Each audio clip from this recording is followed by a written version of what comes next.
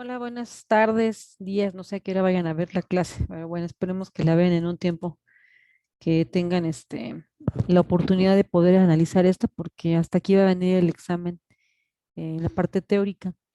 Sale en la clase que viene, ya vemos lo que va a incluir su actividad número 3, relativo precisamente a los elementos del tributo que se aplican básicamente en materia de impuestos directos, como lo es el impuesto sobre la renta.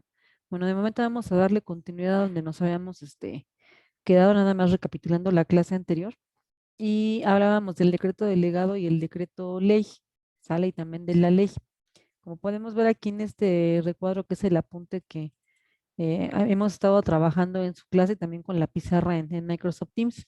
Ahorita decidí trabajarlo aquí en un texto de Word, no en la pizarra, porque considero que lo pueden ver de manera más gráfica. Aquí en la pizarra está un poco limitado el espacio y pues hay que estar haciendo varias correcciones ahí para efectos de poder anotar, y no cabe todo completo el recuadro.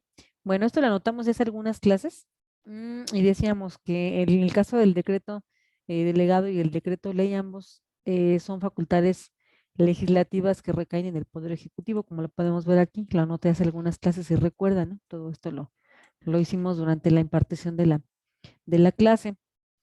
Y por acá tenemos a la ley, que en materia tributaria, pues decimos que es una de las fuentes primordiales de las obligaciones, derechos, infracciones y sanciones y elementos del tributo para el contribuyente. Lo establece la propia Constitución Política, omití ponerlo por aquí, de los Estados Unidos mexicanos. ¿Sale? Entonces, en este supuesto, tenemos que, pues la ley va a ser en tiempo ordinario la manera en la que se le van a establecer obligaciones al contribuyente. Sí, la manera ordinaria en la que la Constitución Política le otorgó estas facultades al legislador para que, como representante de la voluntad de las mayorías, sea el que pueda, o más bien el que puede y tiene la potestad impositiva para gravarnos con cargas o con tributos, en este caso como contribuyentes aquí en México, sí, como sujetos pasivos de la obligación fiscal, recuerdan los elementos del tributo. Ahora bien, en este caso, cuando hablamos del decreto delegado y del decreto ley, habíamos comentado que tienen una característica en común con la ley, ¿cuál? Que al igual que la ley, el decreto ley y el decreto delegado, si bien son auténticas leyes ambos, ajá, tienen algunas diferencias que preciso acotar. En el caso del decreto delegado, que lo coloqué aquí en el centro, decimos que tiene su fundamento en el párrafo segundo del artículo 131, que lo examinamos. Ya no me voy a regresar a lo mismo porque es solamente a modo de repaso.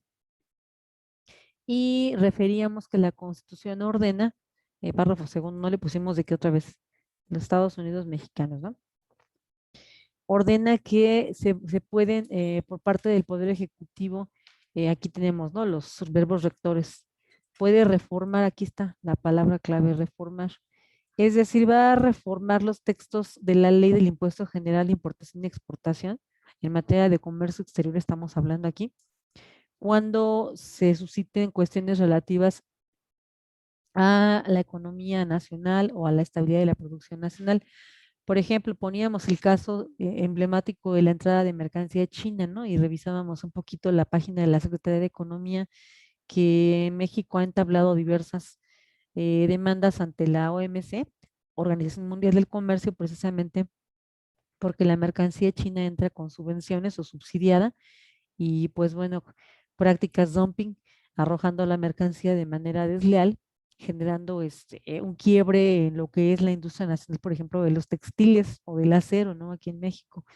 Y pues México puede echar mano el Poder Ejecutivo de estas facultades extraordinarias para poder aumentar, suprimir, modificar o crear incluso nuevas tasas, ¿no? Aquí no lo coloque, pero bueno, vamos a colocarlo.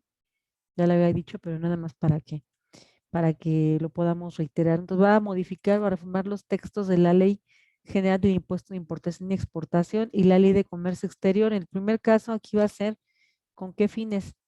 Otra vez nos dice para crear nuevas tasas o tarifas, crear, modificar,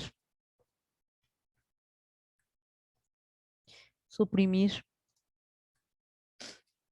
sale, aumentar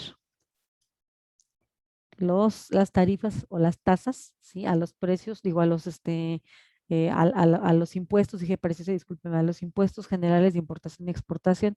Aquí estamos hablando de que se va a meter únicamente, o más bien la Constitución le permite únicamente al Poder Ejecutivo un poder reformador de la ley ya creada por el Congreso, si lo vemos, aquí está. Solamente le está permitiendo, mira, lo único que tienes como opción es precisamente aquí modificar ya lo que está en ley, o sea, no va a crear una ley nueva, como si ocurría aquí en el decreto ley. Aquí sí crean nuevas leyes, no textos completos. ¿Por qué? Porque aquí, como el nombre nos lo indica, ¿no? Decreto delegado. Aquí se le van a delegar facultades para modificar las leyes previamente expedidas por el Congreso, en este caso en materia de comercio exterior. Versa sobre esa única materia, no es para otra facultad. Y entonces, en el caso de la ley del impuesto general de importación, va a aumentar, modificar, crear, suprimir o aumentar las tarifas que creó previamente el Congreso de la Unión. Así lo dice la Constitución, no creadas por el propio Congreso. O sea, le delega su facultad de poder reformador el Congreso, al presidente se la delegan y solamente puede tocar un solo elemento del tributo, ¿cuál? Ya dijimos, ¿no? Tiene que ver con el elemento de las tasas, o en el caso de que haya tarifas, también con la tarifa se puede, digamos, involucrar el Poder Ejecutivo para modificarlas, ¿no? O suprimirlas o quitarlas cuando peligre precisamente el comercio aquí a nivel nacional a una rama de la industria, ¿no? Poníamos el ejemplo y vimos algunas resoluciones que emitía en el diario oficial de la Federación, precisamente con este tema, el Poder Ejecutivo, ¿no? El presidente de la República da cuenta al Congreso de cómo hace uso de esta facultad. Y decíamos que no basta, no es suficiente porque solamente deja que se involucre en un elemento cuando hemos comentado, ustedes saben desde su curso pasado, pues que el tributo no tiene nada más este único elemento, hay sujetos activos, sujeto pasivo, o el que carga el gravamen o el tributo, el objeto del tributo, la base gravable, la tasa, la tarifa, sí, la época de pago. Luego entonces al presidente de la República realmente mediante un decreto ley, como lo podemos ver aquí, es de los tres, un acto legislativo muy limitado y muy acotado, ¿sale? Y por ahí hacemos algunas anotaciones o consideraciones al respecto de esta limitación, o que ante la invasión de prácticas desleales por parte de países como China o Estados Unidos, sí es importante o necesario que se le dé una facultad extraordinaria con mayor amplitud al presidente de la República, no solamente en este sentido, ¿no? Sino que sea más amplia. Y en cuanto a la ley de comercio exterior, pues básicamente la Constitución dice que puede él prohibir, puede modificar obviamente las disposiciones de la ley del comercio exterior, va a modificar artículos de la ley para prohibir o limitar el tránsito de mercancías, o sea, la entrada de mercancías, no el tránsito, desde la entrada, perdón, vamos a ponerle desde la entrada, desde el tránsito o la entrada de ciertas mercancías en el país. La verdad es que esta facultad, pues en un mercado global, no es ya viable, ¿no? Que se eche a andar a menos de que sea evidente que ante la OMS México demandó que hay una práctica dumping y que pues efectivamente tiene toda la justificante para limitar o impedir la entrada o el tránsito de ciertas mercancías a México. Creo que por ahí encontraron algunas resoluciones relativas a textiles, a seda, a zapatos de bebé. Yo encontré también ahí por ahí de ropa y algunas otras cosas, ¿no? Que China de manera invasiva y de manera desleal digamos, colocado en nuestro país a precios sumamente bajos y nada competitivos de manera leal para con nuestros productos nacionales, provocando precisamente esa situación de crisis que establece el 131, ¿no? Que solamente es el caso de excepción en que le delegan esa facultad para que cree reformas a la ley que pues son auténticas facultades legislativas, pero son en tiempo extraordinario, solamente en este caso. Ahora bien, estas tres que tenemos aquí son fuente del derecho tributario. ¿Por qué? Porque en los tres casos vamos a encontrar que van a crear elementos del tributo y van a crear derechos, obligaciones, infracciones y sanciones en materia tributaria. Tanto aquí, aunque nada más lo va a hacer en cuanto a tasas, tarifas, pero bueno, es un elemento del tributo. También aquí igual, lo que es la entrada, el tránsito y la movilidad de mercancías en el país, vamos a encontrar eso, ¿no? Derechos y obligaciones, infracciones o sanciones de ciertas conductas o de ciertos supuestos o hechos generadores del tributo o causas que van a dar lugar a que se genere el pago del mismo. En el caso del decreto de ley, aquí sí tenemos una facultad más amplia, digamos que se puede equiparar más a lo que es una ley expedida por el Congreso, pese a que también habíamos dicho que se publica, o la más bien la crea, no es que se publique, antes de que se publique, se crea por el Poder Ejecutivo en tiempo de facultad extraordinaria, básicamente en un contexto muy distinto al que es el decreto delegado. De entrada aquí no es que el Congreso le delegue sus facultades al Ejecutivo, no. Aquí el propio 49-29 dicen clarito que pues no se puede de entrada depositar el poder legislativo en un solo individuo o corporación, dice salvo, o sea, excepto los casos de excepción que establece esta Constitución. ¿Y cuáles son? Del 29, ¿no? De entrada establece que se pueden suspender derechos y las garantías para su protección. También igual ya lo hemos comentado, ¿no? Y el 29 refiere qué tipo de derechos no se pueden suspender. Cuando hablamos de la materia tributaria, pues bueno, ahí sí han existido casos en la historia de México. Me viene a la mente el caso del decreto publicado el 29 de diciembre de 1962, en el que el presidente de aquellos años, dicen algunos, que creó el impuesto de la tenencia mediante un decreto ley y que era por tiempo limitado y que le crea supuestamente este impuesto a la tenencia de automóviles nuevos con la finalidad de costear las Olimpiadas, porque México iba a ser la sede de las Olimpiadas. Otros más argumentan que fue una trastada de tipo política para poder llenar las arcas y los bolsillos de dinero de las gentes que se encontraban en el poder en ese tiempo. Versiones hay muchas. El asunto aquí es que fue mediante un decreto ley y que creó un nuevo tributo. O sea, se dan cuenta entonces aquí en el decreto delegado, lo único que va a hacer es reformar lo que ya previamente creó el Congreso. O sea, aquí se le delegan facultades solamente bajo el supuesto de que peligre la economía nacional o una rama de la producción nacional para limitar, restringir, negar el tránsito de mercancías nacionales en la ley de comercio exterior, obviamente ley aduanera también, y en su caso, en la ley del impuesto general de importación y exportación para aumentar, suprimir o crear nuevas tarifas a los impuestos generales de importación y exportación.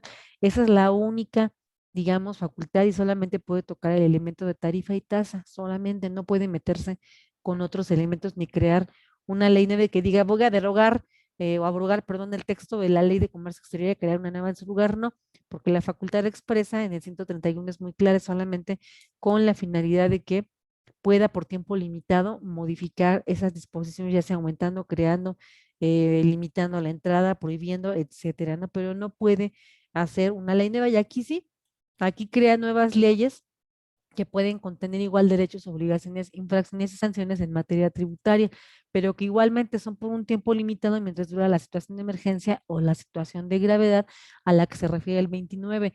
Y dice ahí mediante prevenciones generales, ¿no? Que se llaman precisamente estas prevenciones generales, la vía para poder emitirlas son los decretos ley o los decretos ley y no interviene el Congreso. Si se dan cuenta aquí, la Constitución dice que el decreto delegado va a ser por delegación, así que se las va a delegar las facultades, se las transfiere el Congreso al presidente y por tiempo limitado, y aquí no.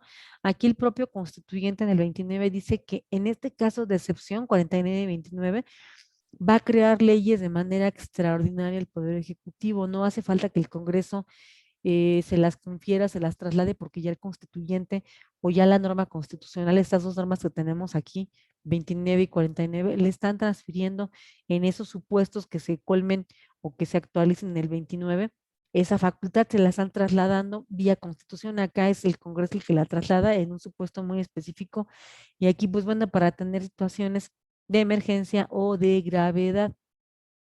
¿Sale? Entonces, aquí sí crea nuevas prevenciones, nuevas leyes y bueno, el Congreso no interviene más que en la aprobación. Si se dan cuenta, es diferente la temática o digamos el objeto que tiene un decreto ley y un decreto delegado. Pues aquí tenemos como ejemplo la tendencia de automóviles nuevos que se publicó, repito, en el Diario Oficial de la Federación de diciembre, perdón, del 2000, del 1000, perdón, 1962 y que entró en vigor en el año de 1963, sí que fue un decreto histórico, ¿no? Que ya quedó sin vigencia esta ley del impuesto a la tenencia, si mal recuerdo, en 2012, ¿no? En algunos estados todavía se sigue cobrando, pero bueno, ya se dejó de ser una contribución federal y pasó a ser un impuesto local, que desde luego en términos del artículo 31, fracción cuarta, pues sí pueden los estados en ejercicio de su potestad impositiva imponer o crear este tributo a nivel estatal, nada se los impide, ¿no? Porque tienen esa facultad y aquí entra lo que veíamos en un curso pasado o ustedes revisaron en un curso pasado, relativo a lo que es la coordinación fiscal y a las competencias tributarias que la Constitución política le dejó mayores y amplitudes, mayor amplitud en uso de facultades en materia tributaria a los estados y pues bueno, a la federación se le dejó enumeradas en el artículo 73, fracción séptima, ¿no? Limitadas. Y de manera conjunta con 130 y con 31 fracción cuarta se establece que todos los dos niveles de gobierno, lo que es la federación y las entidades federativas pueden imponer contribuciones, pero con la salvedad de que lo hagan de manera proporcional y equitativa, que se destinen al gasto público y que pues bueno, están nada más en las leyes emitidas por el Congreso, con las excepciones que estamos comentando aquí. Eso dice en tiempo ordinario 73 fracción séptima, 31 fracción cuarta, 74 fracción cuarta. ¿Por qué de manera ordinaria aquí? Porque pues bueno, el Congreso representa la voluntad, vamos a ponerle aquí, la voluntad de las mayorías expresada a través del sufragio. Por eso es que inicia en la Cámara de Diputados en términos del 74 todas las leyes tributarias, ¿vale? Esa es la razón. Y acá, pues bueno, cuando se colme esta situación o esta otra decepción, ya cerrando esto, le va a corresponder al Ejecutivo Federal crear nuevos tributos en el caso del decreto ley y modificar las leyes tributarias previamente, básicamente, únicamente en comercio exterior, previamente delegada la facultad y actualizado los supuestos del 131 párrafo segundo, es decir, que peligre la economía nacional o que se vea en peligro algún sector, algún ramo de la producción aquí en el país. Y es así como va a actuar el presidente de la República, rindiendo cuenta del uso de su facultad al Congreso que le haya delegado, en ese caso concreto, esta facultad para reformar o modificar la ley que previamente expidió el Congreso en materia de comercio exterior y de impuestos generales de importación y de exportación. Muy bien. Entonces, ahora sí, en ese sentido, miren, ahí les dejé escrito todo, ¿no? La temática del 131. Veamos otro que se considera fuente del derecho también fiscal, que viene siendo el reglamento. Sí, el reglamento deriva de algo que es la facultad reglamentaria. Déjenles pongo una tablita aquí para que lo puedan ver gráficamente. Reglamento y vamos a poner tres. Tenemos por un lado entonces aquí, ya se colocaron demasiadas celdas, déjenme borrarla otra vez, porque creo que con las tablitas queda más claro, ¿no? Es más fácil. Tenemos por aquí a la ley, ¿sale? Después tenemos ahora sí al reglamento, ¿sale? Después tenemos a la resolución miscelánea fiscal y a la par de ella tenemos a las circulares. A dibujar tabla. Sí sé que están pensando que es mucho, que ya vimos demasiadas, como dicen, demasiadas normatividades, ¿no? En temas fiscales, pero así está en México. Digo, no lo hice yo, es imbrincada, ya lo han comentado, imbrincada y compleja o complicada, como lo quieran ver, la legislación fiscal.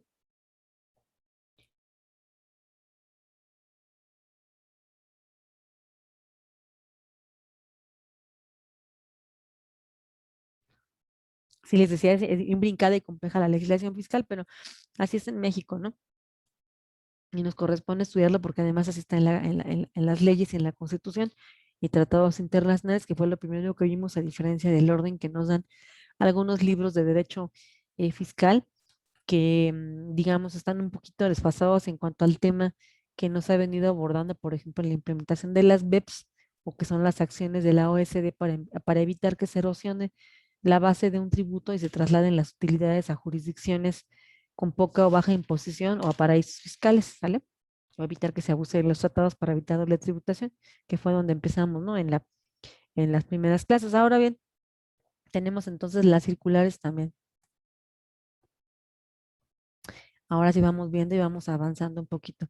¿Qué pasa aquí con la ley? La ley, ¿por qué la puse aquí de derecha a izquierda? Ah, porque la ley va a ser la fuente o la de la que se va a nutrir o de la que va a emanar el reglamento, la resolución miscelánea y las circulares, ¿ok? Veamos qué pasa. El reglamento o la ley, ¿qué nos va a decir? La ley nos dice que, yo les he comentado ya, quiénes son los destinatarios, quiénes son sujetos activos y pasivos, dónde se aplica, en este caso, pues a nivel federal o a nivel local, un impuesto estatal, por ejemplo, su ámbito de aplicación va a ser en Sonora, ¿no? Si hablamos de la ley de ingresos estatal que contiene el catálogo de contribuciones estatales en Sonora, pues va dirigido a quienes, pues a los eh, ciudadanos que viven o que tienen su domicilio, en este caso fiscal, en Sonora, ¿no? Y que tienen domiciliada o que tienen su residencia también allí en Sonora y pues por ende van a tener que caer en los supuestos de aplicación territorial de la ley tributaria mexicana en ese territorio de la República en términos de lo que regula el artículo 42 de la Constitución, ¿no? Que se compone de 32 entidades federativas. Entonces, ¿qué, quiénes, dónde? ¿Sales? ¿Qué derechos y obligaciones, qué sanciones, qué infracciones, qué tasas, qué tarifas, qué elementos vaya del tributo, ¿no? ¿Quiénes son los destinatarios y quiénes son los sujetos activos que van a recaudarlos? ¿Dónde? Puede ser en alguna entidad, puede ser incluso en algún municipio, ¿no? Porque hay leyes orgánicas municipales, hay impuestos estatales, pero quienes finalmente también tienen la facultad recaudatoria, fíjense, en la potestad impositiva, no imponen, no crean tributos, sino facultados para recaudarlos en el 115 son los municipios. Ahí está el caso de los derechos por agua potable o el impuesto predial, ¿no? Entre otras contribuciones municipales. Entonces, ¿qué, quiénes, dónde y cuándo? También nos van a decir cuándo se van a causar las contribuciones. Esto regula y lo tiene atribuido en su esfera de competencia nada más el legislador. Son las cosas que a veces no nos dejan distinguir qué diferencia hay entre un reglamento, qué hace un reglamento y qué hace una ley. Es importante entenderlo. Entonces, por disposición constitucional, la ley en términos del artículo 31, fracción cuarta que comentábamos aquí arriba en nuestro apunte, aquí lo vamos a volver a copiar para que nos quede bien claro. En tiempo ordinario, la ley va a ser la que va a establecer estos elementos, pero aquí viene la parte interesante. ¿Lo puede hacer también el decreto ley en tiempo extraordinario? Sí, pero no nada más por lo que toca a reformar precisamente estos qué, quiénes, dónde y cuándo, que el legislador creó, fíjense bien, solamente va a reformar o a modificar entonces lo que el legislador creó y otra vez se va a versar sobre estos mismos elementos. No puede ir más allá del decreto delegado porque ya dijimos, ¿no? Que está acotado y limitado a hacer esto, ¿no? A reformar leyes, ¿no? Y solamente se va a meter con un elemento, aquí está tasas, tarifas, nada más, ¿sale?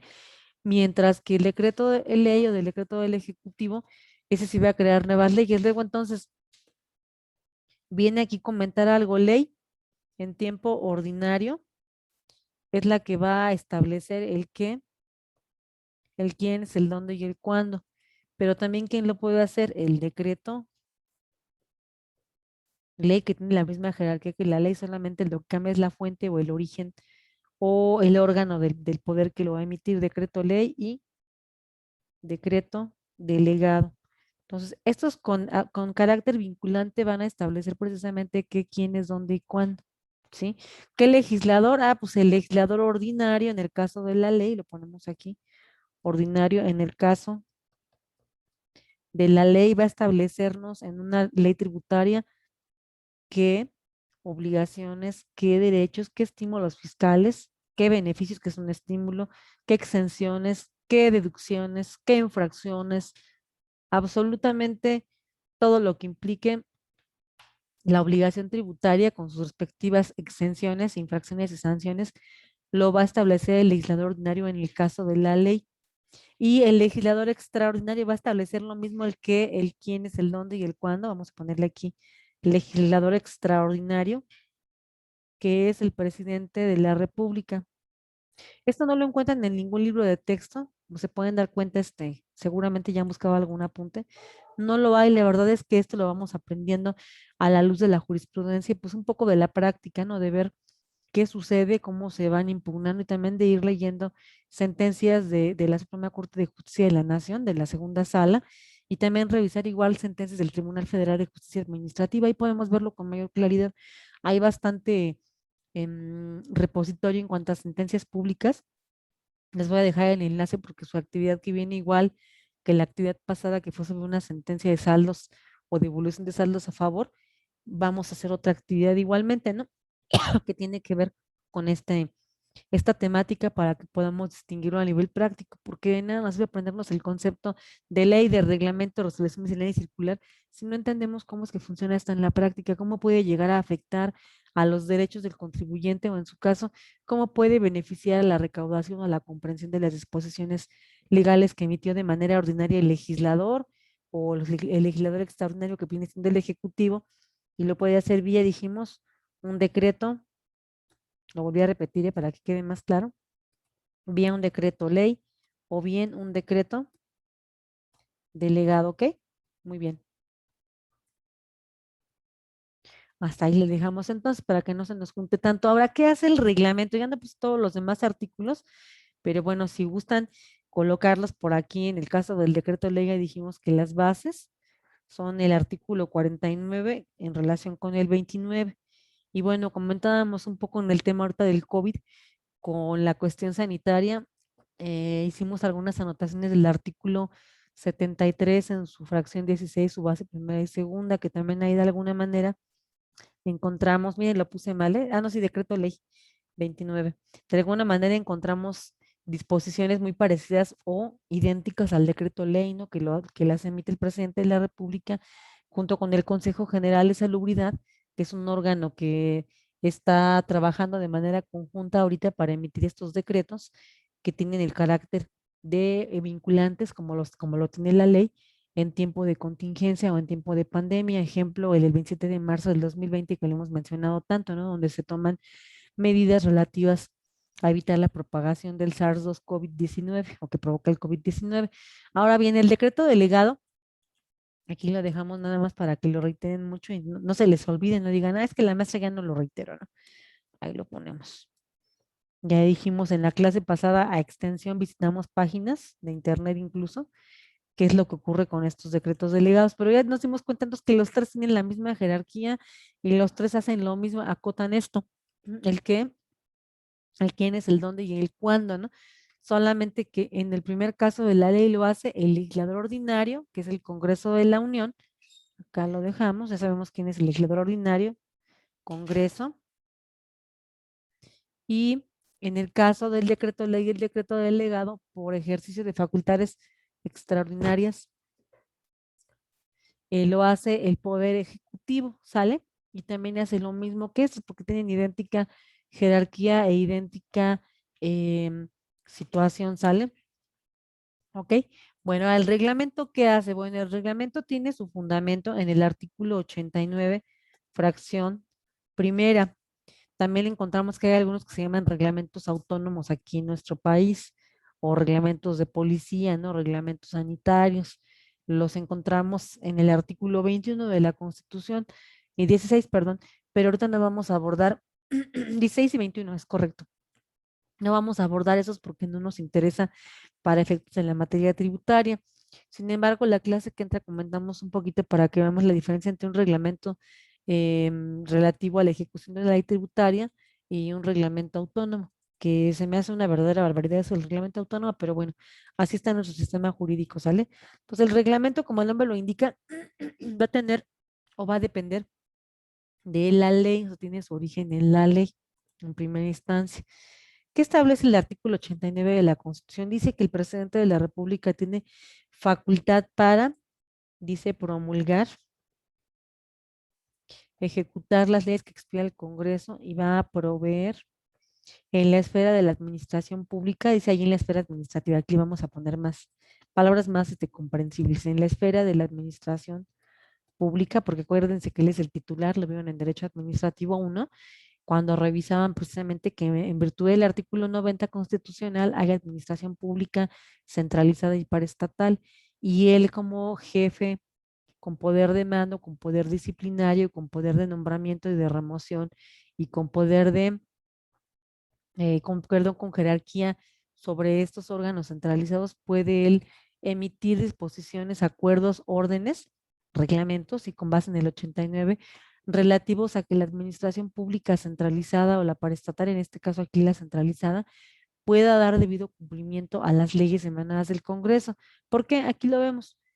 ¿Qué dicen esos verbos rectores? Va a promulgar, va a ejecutar y va a proveer en la esfera de la administración pública la exacta o para la exacta observancia de la ley. Ese artículo, fíjense que nunca me ha gustado cómo está redactado, digo, no es cuestión mía, ¿no? Yo no lo redacté. Obviamente fue el constituyente, se ha quedado así ya durante bastante tiempo, no he sabido de que tenga alguna reforma relativa a su redacción, pero así está, la fracción uno. Entonces, promulgar es sencillo, ¿no? Le va a hacer saber y de conocer a los habitantes la publicación, digo, la promulgación o que se ha aprobado una ley. Disculpen, me dije publicación y ya estoy confundiéndolo con el acto de publicación.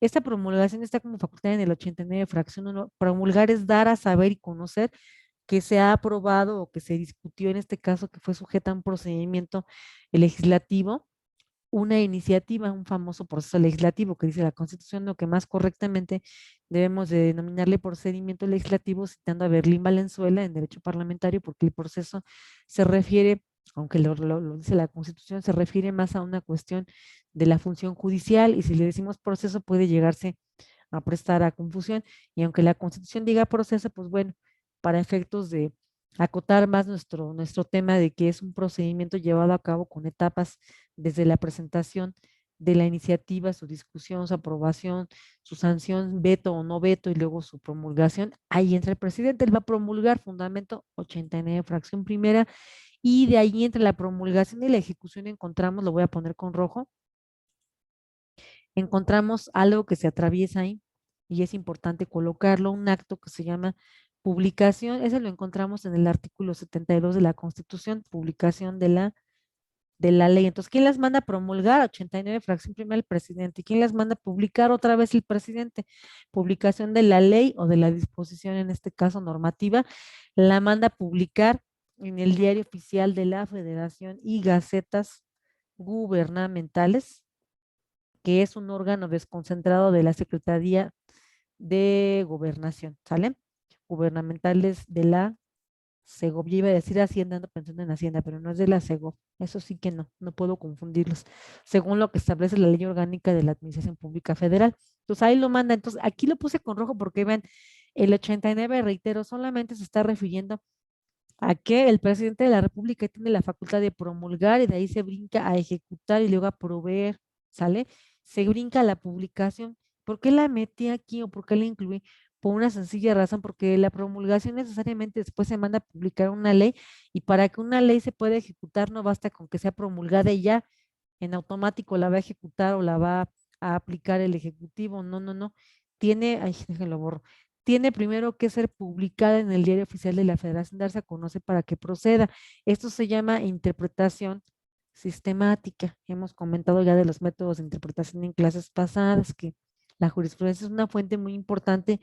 Por cierto, es la última que vamos a ver para efectos de comprender de manera conjunta cómo es que se aplican en la práctica las fuentes, ¿sale? Cómo se aplican en una sentencia, en una resolución administrativa, en un procedimiento administrativo por parte de la autoridad fiscal, en la determinación de un tributo, en el cobro de una multa, entre otras cosas, ¿no? Una multa obviamente por incumplimiento a las disposiciones fiscales, ¿sale? Pues muy bien, el 89 en relación con el 72 es una interpretación sistemática, es decir, estamos interpretando de manera conjunta la Constitución. ¿Por qué?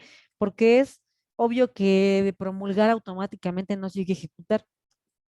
Es obvio que en nuestro sistema jurídico, el 72 establece en la Constitución Política de los Estados Unidos Mexicanos que después de que el presidente de la República hace el decreto promulgatorio, que se hace una inserción del mismo en la publicación, en cada ley viene. Ajá. Estados Unidos Mexicanos, ahí está artículo 72, que lo estaba poniendo mal. Sí, publica, digo, promulga número uno, publica, nos vamos al 72 aquí, lo que está en el 89, recuérdenlo, es promulgar, uno, dos, ejecutar, y tres, proveer en las facultades, pero debemos de interpretarlas de manera conjunta con el 72, porque para que él pueda proceder a ejecutar las leyes que expide el Congreso, que esa es la facultad que le da ahí. Ahorita nos vamos al texto de la Constitución, vamos a reubicarnos ahí, a ubicarnos ahí. Ejecutar las leyes del Congreso o que expide el Congreso de la Unión.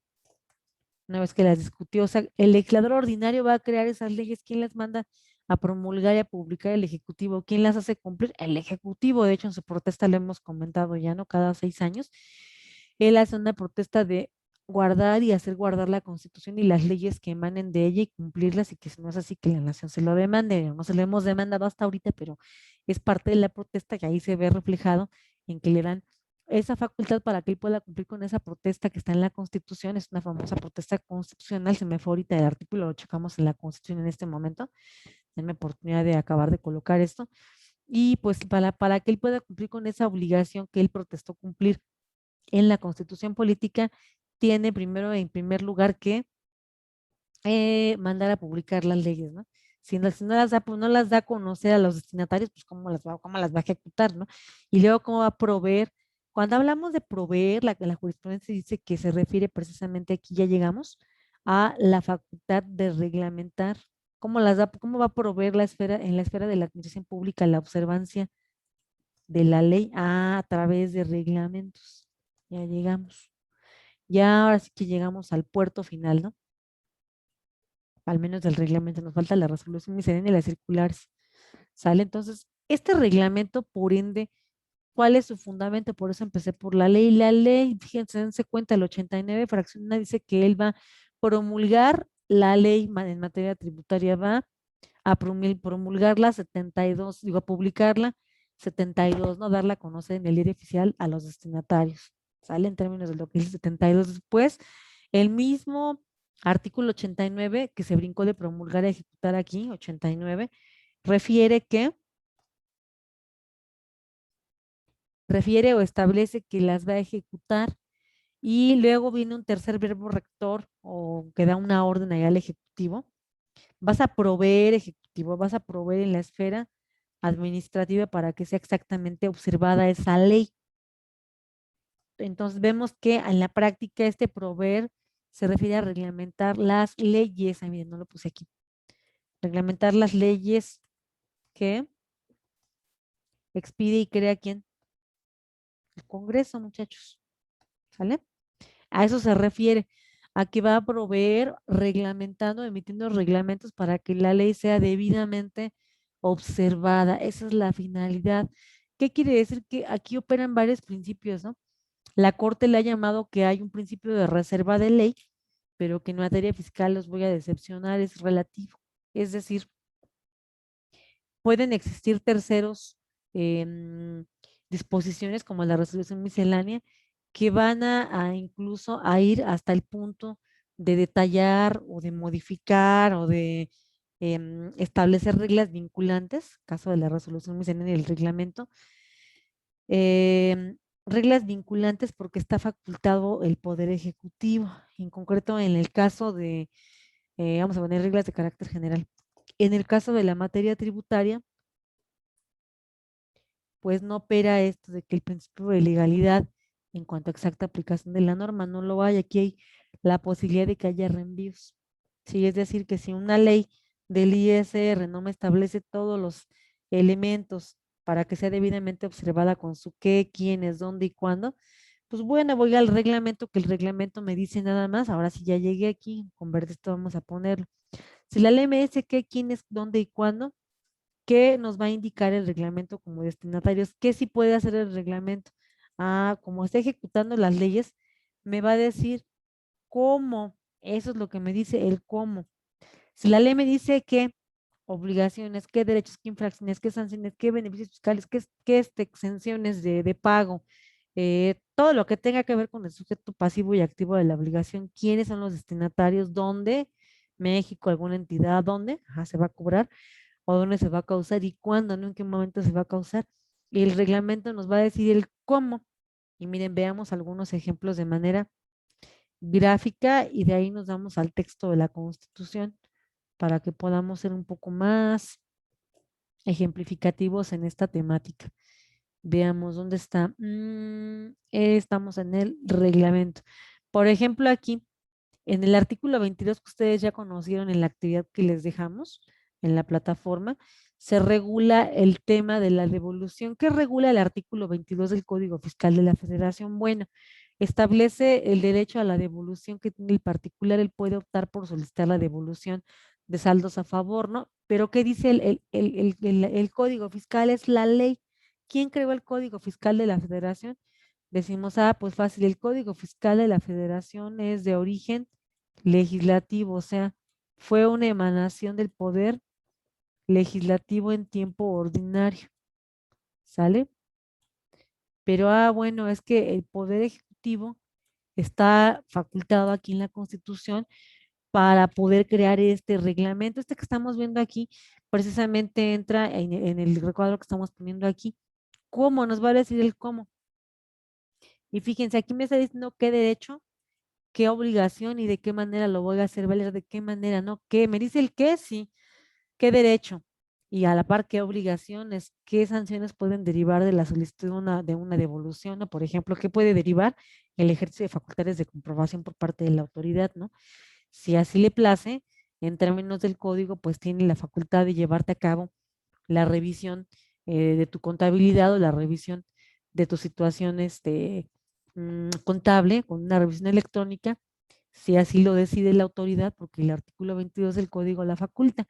¿Sale? Entonces, el 22 nos va a decir de manera genérica quiénes son los destinatarios, dónde y cuándo, pero no me va a decir el cómo, eso me lo dice el reglamento. ¿Sale? Dejen borrar esto de aquí. Ay, creo que en vez de borrar lo rayé más, ¿verdad? Quedó muy feo. Dice jiji, me equivoqué, ojojo. Ahora veamos. Aquí dice, para efectos del artículo 22 del código, que ustedes ya lo conocen, fíjense qué pasa, tratándose de saldos a favor que el contribuyente otorgue como garantía, la actualización y los intereses a cargo del fisco dejarán de generarse en el momento en que la autoridad la acepte. O sea, si ella acepta que sí procede la devolución que le estoy haciendo en términos del artículo 22, por quién es el que puede establecer qué, quién es, cuándo y dónde, o sea, qué derechos y qué obligaciones tengo, es el legislador. ¿Quién va a detallarlo el cómo? Pues el Poder Ejecutivo, ¿a través de qué? De algo que se llama facultad reglamentaria, que aquí lo estamos viendo, en términos de lo que establece el artículo 89 constitucional en su fracción primera, ¿sale? Ahí viene la emanación del reglamento. Como podemos ver, el 22 me dijo qué y el 17 me dijo qué, me dijo quiénes son los favorecidos o los que pueden ser favorecidos por esta devolución, me dijo dónde y me dijo cuándo, ¿sale? ¿Por qué? Porque me establece el 22 o nos establece el 22 incluso el tiempo que tiene para solicitar la devolución, que coincide con el artículo 67 del Código Fiscal de la Federación, ¿no? También en este caso tenemos que pues el contribuyente, los mismos plazos que corren para la caducidad y también igual 146, más bien 146 la prescripción, es el tiempo que él va a tener para poder solicitar la devolución. Me dice entonces qué, quiénes, dónde y cuándo. Pero ahora el reglamento me dijo nada más el cómo, ¿sale? No puede ir más allá y ahí nace un principio que siempre escuchamos que lo explican con concepto y con jurisprudencia y no está mal, vamos también para allá, pero creo que ahora sí ya quedó más claro.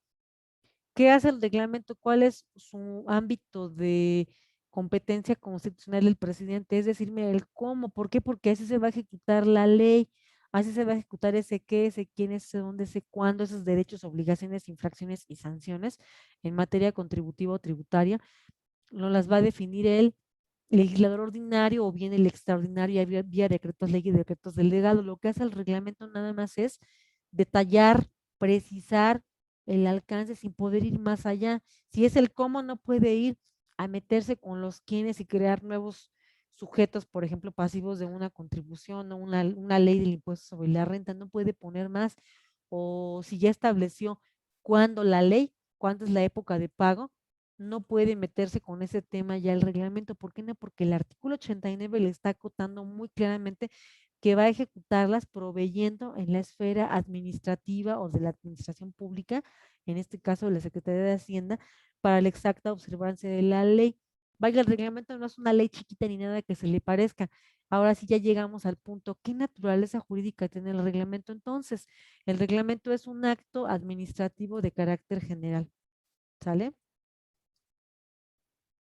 ¿Por qué es un acto administrativo? Porque es emanado formalmente del Poder Ejecutivo, que eso es lo que él emite, ¿no? ¿Quién lo establece esto? Aunque no es de aplicación supletoria al Código Fiscal de la Federación, hay una ley administrativa en concreto que lo establece de manera muy precisa, que es la Ley Federal de Procedimiento Administrativo en su artículo 4. Fíjense, ahí refiere los actos administrativos de carácter general, tales como, no lo tengo a la vista, se los estoy comentando tal cual dice, con algunas modificaciones, obviamente en cuanto a palabras y sinónimos, pero en esencia estamos tratando de decir lo que refiere. Si los actos administrativos tales como los reglamentos, las circulares, las normas oficiales mexicanas, los lineamientos, entre otros que menciona ahí el artículo 4, se publicarán, dice, en el Diario Oficial de la Federación para que sean debidamente observados. Es decir, los reglamentos tienen el carácter de un acto administrativo y tiene coherencia porque su principio o su base, ¿cuál es? La ley. No es que vayan a crear una ley chiquita o que vayan a crear mandamientos idénticos a los que creó el legislador, sería como legislar dos veces, es absurdo eso, no. Simplemente que el reglamento va a ayudarnos a que la ley sea debidamente cumplida. Ahorita vimos ya el ejemplo con el caso del artículo 22 que ustedes ya conocieron y con el caso de lo que dice el reglamento. Me dice cómo, ¿no? Cómo es que se van a generar los intereses y cómo es que para la autoridad aplica o dejan de generarse los llamados intereses, que son en este caso, pues los recargos, ¿no? Cuando es el que se atrasa uno como contribuyente, se generan recargos. Para la autoridad, pues bueno, como si se generan recargos, se le van a generar intereses que se van a detener hasta que ella acepte otorgarnos o darnos la devolución o hacer efectivo ese derecho a la devolución de esa contribución que estamos pidiendo en vía de regreso, no es saldo a favor. Ok, entonces así es como funciona aquí. Pero bueno, vayamos rápidamente ahora sí a lo que es nuestra jurisprudencia para que veamos qué dice al respecto del reglamento. Creo que por aquí tengo ya la tesis abierta. Aquí está, mira. Facultad reglamentaria, sus límites. ¿Qué es lo que les he comentado? Pero ahora sí ya va a quedar más claro. Dijimos que la ley dice qué, quiénes, dónde, cuándo y el reglamento el cómo. Fíjense lo que establece aquí, que es todo lo que les platiqué, y lo van a entender ya muy fácil. No vienen aquí principios. De lo que les dije del cómo, grábenselo muy bien, porque ese cómo nos delimita lo que se llama principio de legalidad o de reserva de ley, que aquí en materia fiscal es una reserva relativa, no aplica la reserva absoluta que esta jurisprudencia está comentando, es de la novena época del Pleno, y es jurisprudencia. Esto aplica, y de una vez hago la acotación, a la materia administrativa. No que lo que hace el SAT no sea administrativo, sí lo es, nada más que es de materia administrativa con contenido recaudatorio, con contenido fiscal.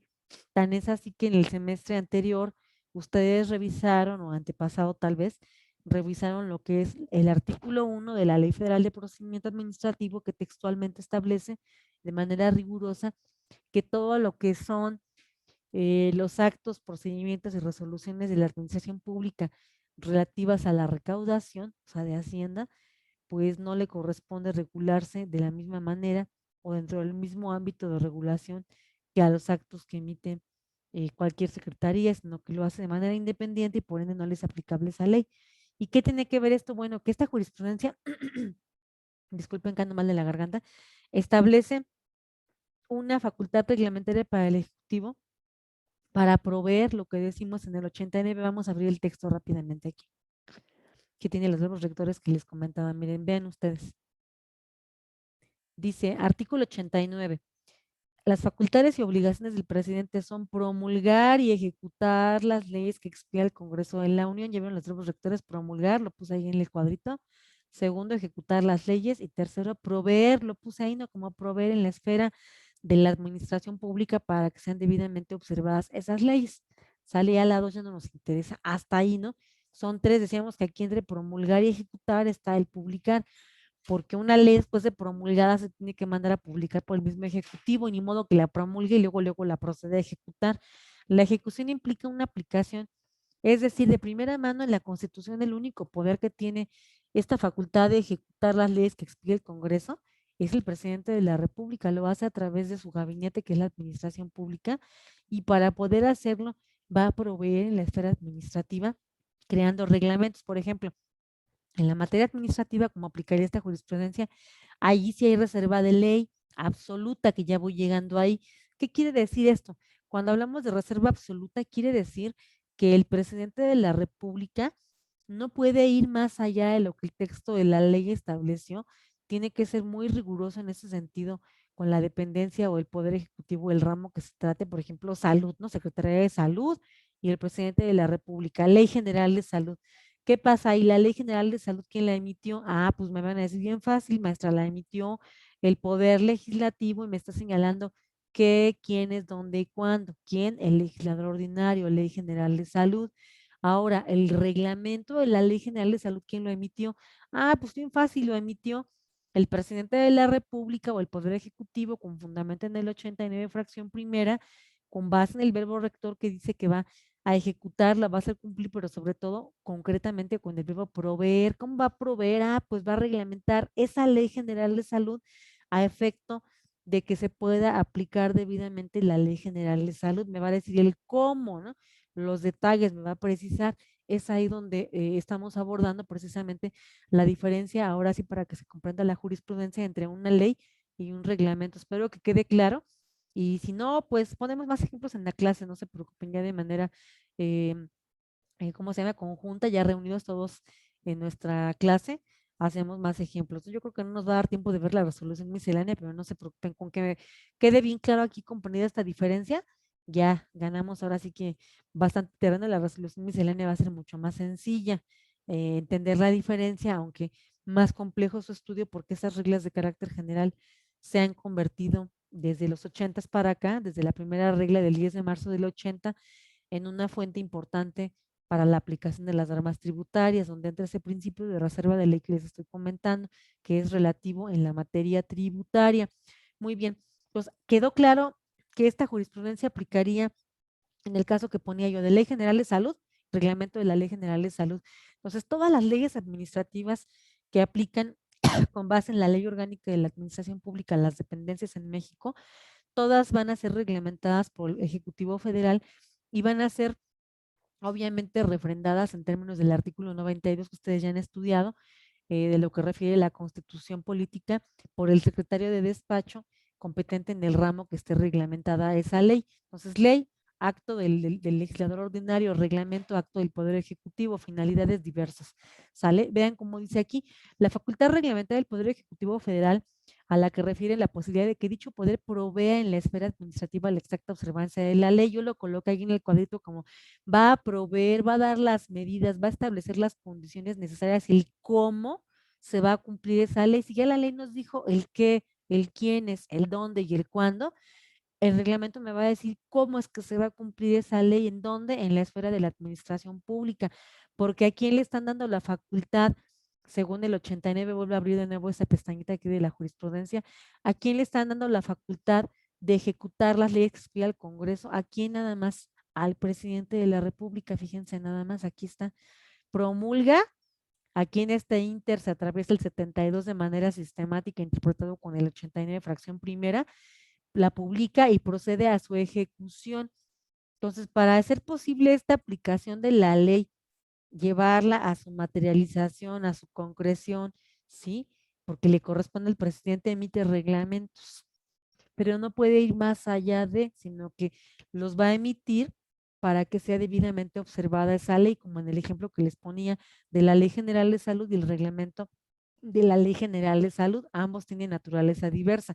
La Ley General de Salud es un acto del Poder Legislativo, del legislador ordinario, y el reglamento es un acto administrativo de carácter general con fundamento en el artículo cuarto de la Ley Federal de Procedimiento Administrativo. Allí se aplica, ¿sale? Pero bueno, si hablamos de la materia fiscal pasa algo muy curioso, fíjense nada más.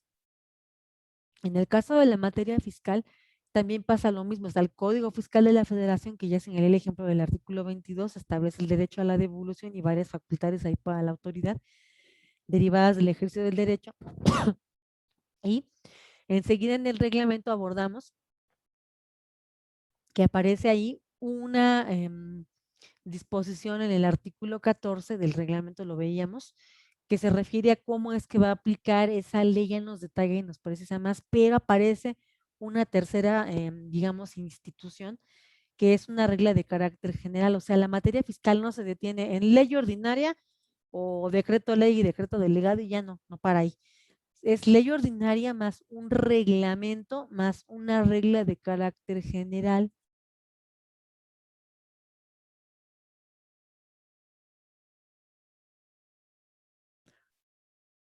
Eso no pasa de que un reglamento derivado de la ley y la resolución miscelánea no pasa en materia de salud, ni con las leyes que aplica la Secretaría de la Defensa, por ejemplo, la ley de armas de fuego y su reglamento y párenle de contar, ¿no? Y algunas disposiciones que emite la propia Secretaría de la Defensa Nacional para aplicarla, pero básicamente está el reglamento ahí, o SEDATU, ¿no? Secretaría de Desarrollo Territorial Urbano, o Semarnat, o SAGARPA. No ocurre así. En la única que vemos este tipo de fenómenos, lo queremos llamar así, de sobreproducción y de reenvíos a disposiciones secundarias es la materia tributaria. ¿Por qué? Porque ahí vemos que hay Código Fiscal de la Federación, reglamento del Código Fiscal de la Federación, ahí la regla miscelánea, me voy a permitir revisar, decíamos. En el caso del reglamento, ya vimos que el reglamento, pues bueno, me va a referir en el artículo, me parece que era el artículo 14, ¿verdad? Por aquí lo tenemos, reglamento. Creo que hasta lo cerré, ¿no? Aquí está el reglamento, ven. Me va refiriendo, es el artículo 17. Dice, para efectos, fíjense bien, para los efectos del artículo 22 que establece un derecho para el contribuyente que puede optar por él para que le devuelvan saldos a favor, que ya hicieron su actividad sobre ese tema con una sentencia, no vamos a ahondar más aquí, le vamos a retroalimentar en la clase que viene, de eso trata. Si ya lo hicimos, bueno, ya pasamos al tema siguiente que es la miscelánea más abundantemente y lo que es las circulares. Y vean aquí, dice que en este caso la actualización de los intereses, que bueno, aquí lo llama intereses porque no pueden ser recargos, no corran recargos a favor del contribuyente, sería un contrasentido porque los recargos solamente son accesorios de la contribución a favor del fisco federal. Es el artículo 21 del código que los recargos son la indemnización al fisco federal por falta de pago oportuno. Ah, bueno, ¿y qué pasa cuando no hay pago oportuno al contribuyente? Es decir, opera mi derecho a la devolución de mi saldo a favor y no me lo pagas a tiempo. Ah, bueno, ahí no puedo operar recargos. Ahí se va a actualizar y pues bueno, van a haber intereses a cargo del fisco federal porque no me dejó, porque no me pagó en tiempo oportuno, ¿no? Y dejan de generarse, se le acaba esa generación de intereses y de actualizaciones a partir de que la autoridad fiscal acepte que sí procede mi derecho a la devolución. Fíjense, eso dice el reglamento, me dijo cómo aplica ese artículo 22, porque el 22 me dijo qué, quiénes, dónde, cuándo, ¿sale? Y vean lo que dice la resolución miscelánea. Veamos ya de una vez, esta es una regla de carácter general. ¿Sale? No dije acto administrativo, dense cuenta, el reglamento sí tiene la naturaleza jurídica de un acto administrativo, tiene fundamento constitucional, donde en el 89, fracción primera, la facultad reglamentaria es para proveer en la esfera administrativa. ¿Cómo lo va a hacer? Emitiendo reglamentos. ¿Qué es el reglamento? Ah, su naturaleza jurídica es que es un acto formalmente legislativo, porque pues pareciera que tiene las características de una ley, de hecho las tienes general, es abstracto, es obligatorio y es coercible. Sin embargo, es materialmente, digo, perdón, es formalmente administrativo y es materialmente legislativo porque goza de las características de una ley. Sin embargo, es formalmente administrativo porque lo emite el presidente de la República o Poder Ejecutivo con el secretario del ramo o la dependencia que va a aplicar esa ley, porque les toca ejecutarla. Acuérdense, grábense el verbo rector del 89, fracción primera. Ahora bien, encontramos que en la regla 232 de la miscelánea o la resolución miscelánea fiscal publicada en el Diario Oficial de la Federación, a página 64, en el 29 de diciembre del año pasado, si esta la abundamos más porque son por tiempo determinado, esta regla miscelánea, voy adelantando un poco, tiene su fundamento, algunos comentan, algunos magistrados del Tribunal de Justicia Administrativa, yo difiero un poco, lo comento a la clase que entra, ¿por qué? Refieren que tiene fundamento esta regla o estas resoluciones misceláneas o reglas de carácter general en el artículo 92, ahí la colocan. Refieren que no solamente es a nivel legal su fundamento. ¿Cuál viene siendo el fundamento legal? Artículo 33, anótenlo, lo voy a anotar también aquí en la tablita. Fundamento, artículo, yo le veo más fundamento legal que constitucional, pero bueno, vamos a respetar un poco lo que comentan en el tema los doctrinarios, ustedes saquen sus conclusiones. Artículo 33, fracción 1, inciso G, ¿de qué código? Del Código Fiscal de la Federación. Todo el tiempo hacemos alusión al Código Fiscal de la Federación por una razón bien sencilla, ya lo hemos comentado, ¿no? Aquí refiere tanto normas sustantivas como normas de procedimiento, es decir, aquí va a referir las disposiciones generales o bases generales de la tributación en México. Este código se aplica de manera supletoria en defecto o en omisión. Me choca decirle eso de en defecto de ley, pero bueno, en omisión de alguna ley del IVA, por ejemplo, la ley del IEPS, la ley del impuesto sobre la renta, la ley del impuesto sobre automóviles nuevos, todas las leyes federales que tengan alguna omisión o alguna ausencia de regulación en alguna temática, por ejemplo, en la época de pago de una contribución, se va a aplicar de manera supletoria el Código Fiscal de la Federación, el cual establece ya de antemano los elementos de la contribución o del tributo que deben de tener todas las leyes fiscales, ¿no?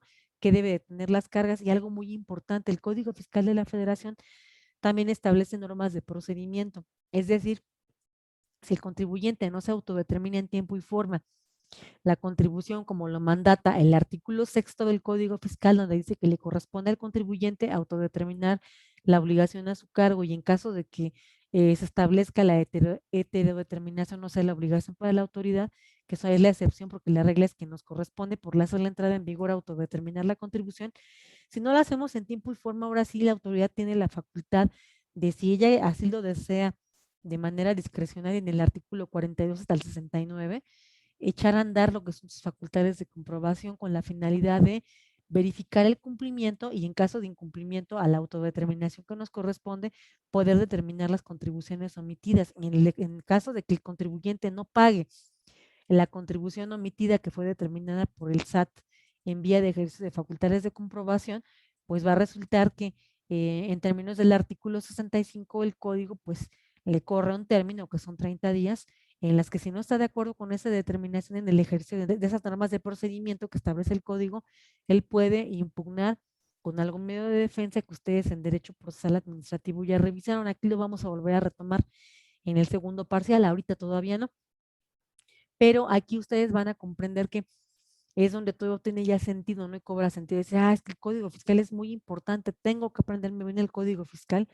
porque es una norma a la que me van a estar reenviando continuamente las demás disposiciones fiscales como IVA o como renta que son súper importantes y que la verdad es que el curso no da para revisar de manera tan amplia como nos exige, nos demanda el programa cada disposición tributaria, ¿no?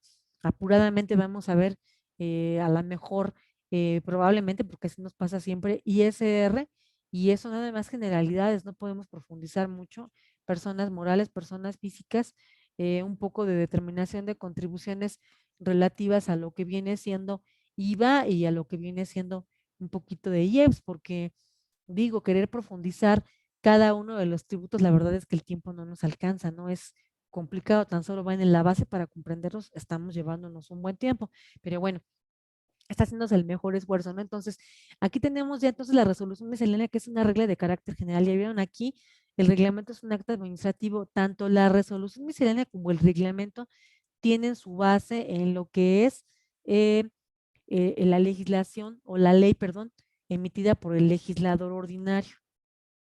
Lo voy a volver a poner aquí, legislador ordinario, o bien el legislador extraordinario, que también lo puede hacer con la misma jerarquía que lo hace el legislador ordinario, pero solamente en tiempo de excepción, ya lo dijimos y lo dejamos muy claro desde clases pasadas. Ahora bien, decíamos, en la regla, si vieron en la regla, que me voy a volver a regresar a la regla, decíamos, algunos tratadistas o incluso magistrados del Tribunal de Justicia Administrativa, ya quiero guardar y vean, estamos en la clase, una disculpa, todavía no cerramos el documento. Algunos magistrados establecen que el, la resolución miscelánea fiscal son reglas de carácter general vinculantes. Y sí, eso dice el 33, inciso G. Pero hay otro fundamento, la ley del SAT. La ley del SAT en el artículo 14 le establece esta facultad únicamente al jefe del SAT. ¿Qué van a hacer las reglas? Van a agrupar las disposiciones legales, lo que hizo el legislador y lo que hizo el presidente de la República en reglamentos, van a ser agrupadas aquí en las reglas. O sea, hay ley, reglamento y regla. Hay ley, acto administrativo y reglas vinculantes. ¿Se dan cuenta? Esto no ocurre en otras materias como es la materia de salud, como es la materia de pesca, eh, perdón, es que ando un poco mal de la garganta, como es la materia de aplicación de Sedena o Zagarpa o alguna de estas materias que no son relativas a la recaudación o a la materia de vivienda o la materia de regulación en materia energética, ¿no? Como lo hace la Secretaría de Energía, o en materia de comunicaciones y transportes como CTC. Allí no encontramos resoluciones misceláneas, ahí no encontramos estas reglas vinculantes, ahí encontramos otras disposiciones que vienen después del reglamento. Por ejemplo, ahí en vez de resolución miscelánea encontramos, seguramente lo vieron en algún semestre anterior, encontramos lo que es los lineamientos, las normas oficiales mexicanas, que seguro las estudiaron, encontramos los, ¿cómo se llama? Se me fue el nombre ahorita, son los lineamientos, los decretos, los acuerdos, las normas oficiales mexicanas, entre otras disposiciones de carácter general. Aquí en materia tributaria es bien diferente, porque a diferencia de todas las demás dependencias, encontramos a la resolución miscelánea fiscal como regla vinculante y fundamentos, aquí están, ¿no? Y esta facultad la tiene, decimos, el jefe del SAT, ¿no? Para emitirlas y hacer una agrupación de lo que son las disposiciones que están en la ley y en el reglamento. Se van a agrupar aquí se van a detallar. Ahora bien, si el reglamento me dijo cómo y eso me dijo qué, quién es, cuándo y dónde, pues por ende, si la resolución miscelánea es una derivación del reglamento y de la ley y es una facultad legal que tiene el jefe del SAT en una ley y que no emana directamente de la Constitución, al que algunos dicen que sí, fíjense, algunos dicen que emana del artículo 92 de la Constitución Política de los Estados Unidos Mexicanos. No hay al respecto jurisprudencia, ni tesis, ni nada que se le parezca, que refieran esto, que sustenten este criterio. Vaya, es una interpretación que algunos han querido hacer, y pues si hay alguna tesis aislada por ahí de este año, coméntenmelo, lo voy a buscar, les prometo que lo voy a buscar, pero no, al menos no lo he visto. Establece el 92 que todos los acuerdos y órdenes, es acuerdos, decretos y órdenes que emita el Poder Ejecutivo deberán ser, dice, refrendados por el secretario de Estado o el jefe de la dependencia o el del ramo que corresponda. Por ejemplo, si hay un acuerdo, un decreto en materia tributaria, le toca al secretario de Hacienda refrendarlo. Aquí más bien lo que está establecido, que de lo que sí hay jurisprudencia, es de la figura del refrendo, que ustedes seguro ya lo conocen, que sin ese refrendo del secretario y que se repite en el artículo 13 de la Ley Orgánica de la Administración Pública, sin ese refrendo no van a ser obedecidos. Es una especie de control constitucional de los actos del Poder Ejecutivo, ¿sale? Pero bueno, algunos dicen que tienen el carácter de órdenes, las reglas de carácter general. Si hiciéramos una interpretación apretada y la Corte ya dijera con justicia, ¿no? Que es una orden, pues bueno, órale, son reglas de carácter vinculante, y bueno, a ella nos va a reenviar lo que es el jefe del SAT haciendo una ampliación todavía de ese qué, quién, cuándo, dónde y ese cómo. Entonces, ¿qué va a ser las reglas de carácter general? En la práctica se supone que no pueden ir más allá de lo que establece la ley, porque la única fuente de derechos, obligaciones, infracciones y sanciones en materia tributaria, porque así lo dice el artículo 5 del Código Fiscal, no yo, así lo dice el 31 fracción cuarta, principio de legalidad, dice: las contribuciones van a pagarse de manera proporcional, equitativa, destinarse al gasto público, a federación, estados, municipios, para cubrir su gasto público de manera proporcional y equitativa que dispongan las leyes, no dice de los reglamentos y la resolución miscelánea. La Constitución acota únicamente a las leyes, ¿no? Que ya dijimos que hay ya hay dos tipos de legislador, perdón, el ordinario y el extraordinario. Solamente mediante ley se puede crear este espectro que vemos aquí, ¿no? Y mediante reglamento este otro. Ya pusimos ejemplo con el reglamento del Código Fiscal de la Federación. Ahora ven, en la resolución miscelánea me voy a regresar un poquito al texto para cerrar aquí la clase. Vean lo que dice la regla 232. Para efectos de los artículos 22 y 22b del Código Fiscal de la Federación, las personas físicas que presenten su declaración anual en el ejercicio fiscal inmediato anterior a que refiere la presente resolución mediante formato electrónico y determinen saldo a favor, aquí está, del ISR, podrán optar por solicitar la devolución. ¿Ya se dieron cuenta? Esto es todo lo que aborda la ley. Aquí está nada más el tema que aborda la ley. El artículo 22 del código que ustedes revisaban en su actividad, ya no abrí código ahorita aquí porque ya lo leyeron y seguro que quedaron fastidiados con la sentencia de la Sala del Golfo, que hizo una muy mala interpretación ahí, por cierto, la vamos a discutir en clase. Vamos a retroalimentar esa actividad y vamos a dar las opiniones y consideraciones respecto a esa sentencia. Ahí vamos a ver claramente que en el 22 nada más está esto, ¿no? Que tengo derecho a este saldo a favor, pero no me dice cómo, no me dice de qué manera, no me dice de qué forma voy a proceder, en qué formato, en qué vía. ¿Cómo lo voy a hacer? Aquí ya me está explicando. Entonces, ¿qué va a hacer la resolución miscelánea? Fíjense que bien, aquí sí voy a abrir el código para que ustedes lo puedan ver de manera textual y no con mis palabras, el artículo 33. Miren, aquí tengo en la presentación el 33, inciso G, me parece que aquí lo pusimos en la presentación. Sí, ¿qué es lo que hace? Me parece que sí lo pusimos. No, aquí nada más tenemos a la jurisprudencia. Lamento decepcionarlos, pero bueno. Aquí esta jurisprudencia nos va a ayudar, ahora nos damos de todas maneras al texto del 33. Vean, es una jurisprudencia que la tenemos aquí en esta presentación que ya está en la plataforma, elaborada por una servidora. Para ustedes, ¿sale? Fíjense lo que dice. El artículo 33, fracción 1, inciso G, que es el fundamento de las reglas de carácter general que tiene facultades en el 33, aquí les falta agregar 14 de la ley del SAT, el jefe del SAT. Dice, las autoridades fiscales, para el mejor cumplimiento de sus facultades, proporcionarán asistencia gratuita a los contribuyentes, para lo cual publicarán anualmente las resoluciones que establezcan disposiciones de carácter general. Resolución miscelánea, que les dije hace unos instantes, lo que va a ser la resolución miscelánea, la anotamos una vez antes de que se nos olvide, va a agrupar, lo dije nada más, va a agrupar lo que ya dijo el legislador, lo que ya mandató el legislador con base en la Constitución y en la norma tributaria, lo que ya reglamentó el Poder Ejecutivo con la Secretaría o con el Secretario de Estado, que en este caso es el Secretario de Hacienda y sus desconcentrados, que en este caso es el SAT, va a agrupar, va a ser una agrupación, vean el verbo rector, observen los verbos rectores, ¿no? Aquí va a regular qué, quién es, cuándo, dónde, aquí va a regular el cómo y aquí va a agrupar. Ahí se dieron cuenta, aquí no dice que vaya a regular o que vaya a establecer o que vaya a crear algo nuevo. Aquí es vinculante el agrupamiento que hace.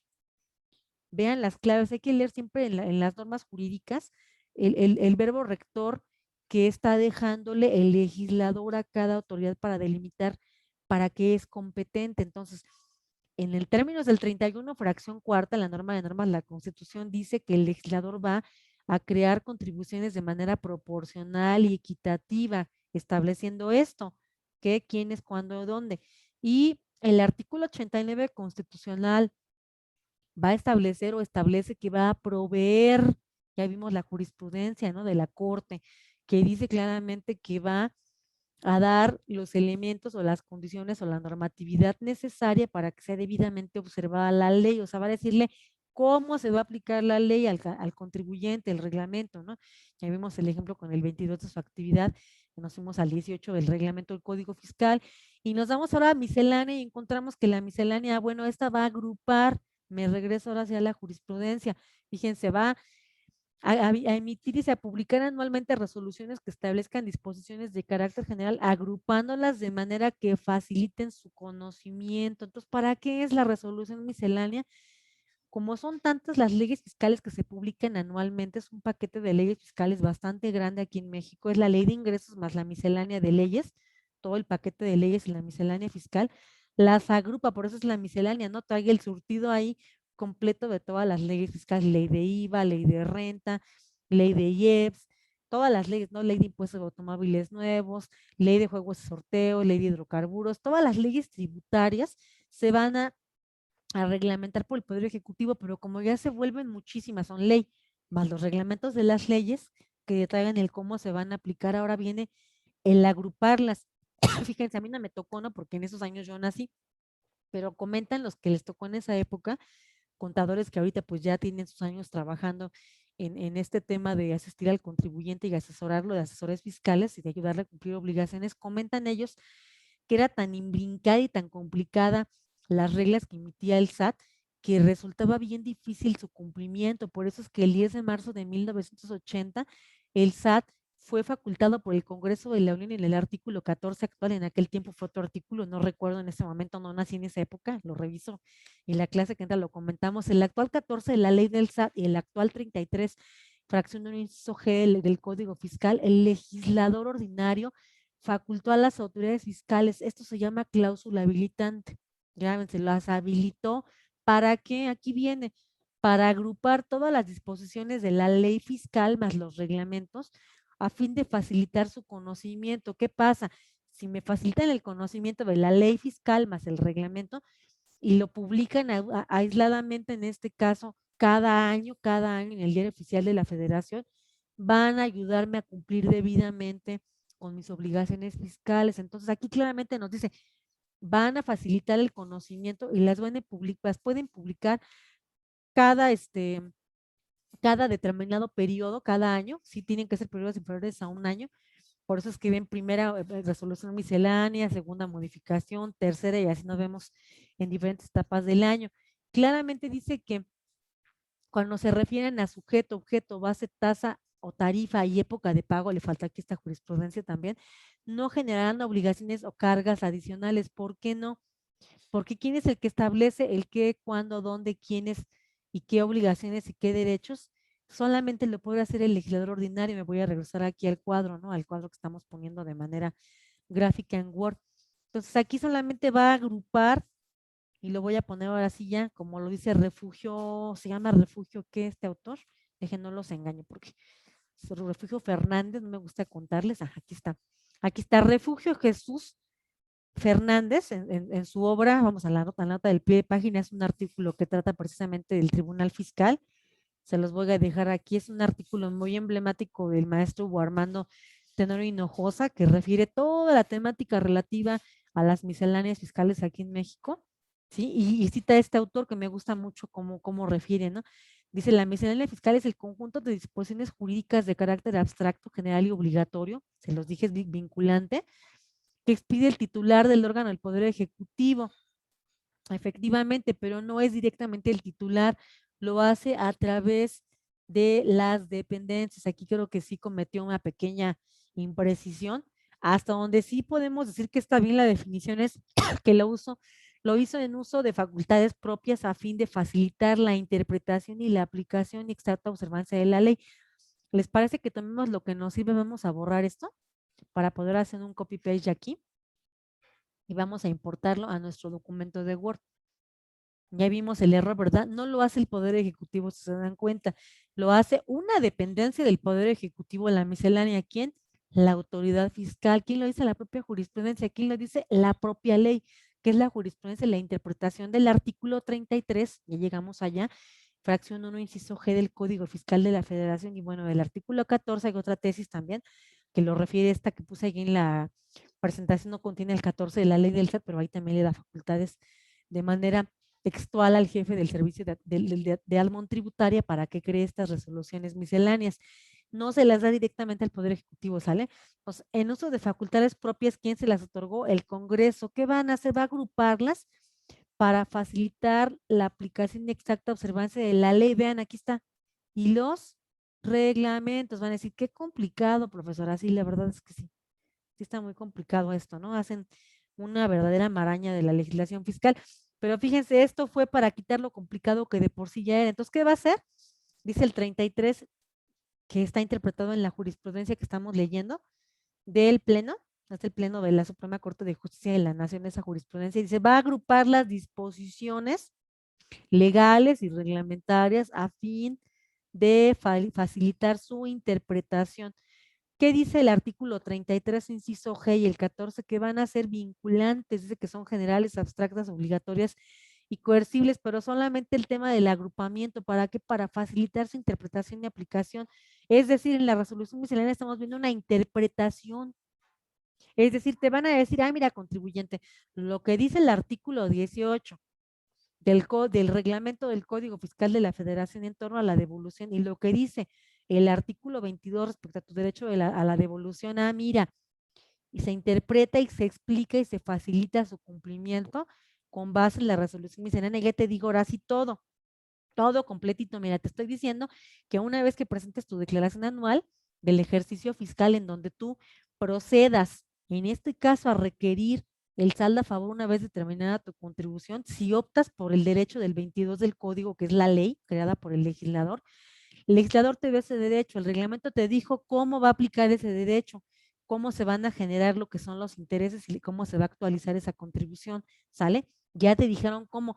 Ahora yo te voy a explicar y te voy a facilitar el cumplimiento. Aquí está, mira, te voy a dar más datos, de qué manera, te voy a explicar incluso de manera detallada cómo va a ser el importe del saldo que lo vas a pedir, que tienes que señalar una cuenta bancaria como contribuyente para que te haga la transferencia, con base en otra regla que la 235 te va a reenviar otra regla, en fin, te van a dar todos los detalles, santo y seña, como dirían por ahí las abuelitas, de cómo es que vas a aplicar ese derecho que viene en la ley y que está explicado cómo opera en el reglamento a favor tuyo y cómo lo agrupó la miscelánea en dos reglas, ¿no? Básicamente en la que estamos viendo la 232 y la 235 para facilitar la interpretación, porque si lo dejamos a que el contribuyente interprete lo que quiera, va a ser un desorden. Entonces aquí ya me da la regla manera de recetario así ya básico, pero fíjense bien, aquí no se puede meter con los elementos del tributo ni crear tampoco nuevas obligaciones.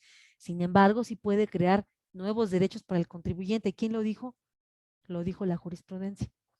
Sí se vale que le crees nuevos derechos, es vinculante, pero no se vale que le pongas nuevas obligaciones. ¿Por qué no? Porque el único que tiene y posee la voluntad de las mayorías en tiempo ordinario es el legislador. Solamente él puede establecer los elementos del tributo, es decir, tu reglamento no te puedes meter con estos temas que le tocan nada más por disposición de la Constitución, 73, fracción séptima, 31, fracción cuarta, 74, fracción cuarta, al legislador solamente. Tú no te puedes meter reglamento y menos tu resolución miscelánea fiscal. Si bien tanto este como este son generales, lo voy a poner aquí, tanto este como este tienen las características de una ley. ¿Cuáles? ¿Cuáles características tienes? Que son general, ay Dios mío, el reglamento es general, es abstracto, lo dice la jurisprudencia, igual que la resolución miscelánea, es obligatorio y es coercible, igualito que una norma jurídica emitida por el legislador ordinario o incluso por el extraordinario que es el ejecutivo, ¿no? Igualito. Es ahí donde luego se puede prestar a confusión, pero como se dan cuenta es bien fácil distinguirlos ya de manera gráfica. Pero ¿qué pasa? Aquí es donde tenemos que entender la parte sustancial, que lo que es obligatorio, general, abstracto y coercible es la agrupación y la interpretación que hizo en este caso con base en el artículo 33, inciso, fracción 1, inciso G, el legislador hasta donde le permitió el Congreso. Es decir, lo que va a ser obligatorio, coercible, abstracto, que va a ser general para el contribuyente en materia tributaria, es esa agrupación a manera de interpretación y de facilitarle al contribuyente el cumplimiento de sus obligaciones legales y que también están en el reglamento. Aquí ya precisó más, aquí ya interpretó, aquí ya me está facilitando, aquí no va a entrar a regular o a crear nuevos elementos del tributo. No, esa no es su función. Cuando eso ocurre, ya están invadiendo algo que se llama el principio de reserva de ley, porque solamente le queda reservado al legislador esa parte, ¿no? De crear tributos, no lo digo yo, lo dice la Constitución Política y el artículo 5 del Código Fiscal, y pues bueno, la jurisprudencia que hemos estado comentando aquí, claramente la vuelvo a revisar, y dice que, claramente que el 33 inciso, fracción 1 inciso G del Código, le permite agrupar las disposiciones a manera de facilitar el conocimiento al contribuyente y las van a publicar en el diario oficial de la Federación, ¿sale? Pero dice claramente que las resoluciones emitidas y que se refieren al sujeto, objeto, base, tasa de tarifa no generarán obligaciones ni cargas adicionales. O sea, si alguna regla de la resolución miscelánea se refiere a los elementos de un tributo, por ejemplo, una regla relativa a IVA, ¿no? Al pago de IVA, proveedores, ¿no? El cálculo del IVA no puede generar más obligaciones o más cargas adicionales a las que ya estableció el legislador en la ley del IVA, no, porque si lo hace ya va a estar invadiendo el principio de reserva de ley. El único que tiene reservado crear y establecer todos los elementos del tributo en IVA es el legislador en la ley del IVA. En el reglamento nos va a decir cómo aplica o qué aspectos se van a precisar en el reglamento que la ley no definió, y en la resolución miscelánea nos va a facilitar y va a agrupar tanto lo que dice en ley como lo que dice en reglamento, ¿sale? Ya de manera muy específica con santo y seña, con datos, y precisamente para que el contribuyente no caiga en interpretar él a su real saber y entender, o en una dispersión tan compleja que le haga presa de caer en infracciones tributarias.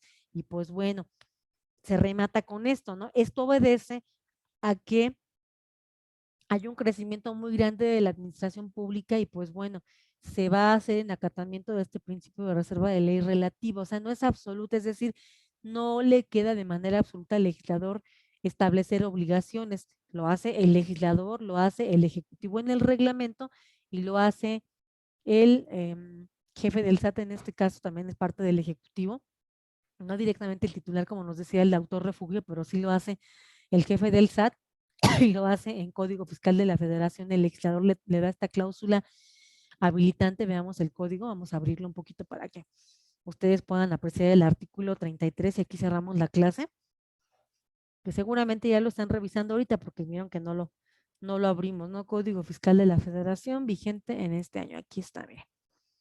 Ya llegamos al Código Fiscal de la Federación casi. Bueno, mientras carga, entonces, señalando, este principio de legalidad absoluta me dice que solamente y únicamente el legislador puede regular esos temas de las obligaciones y las cargas en la ley.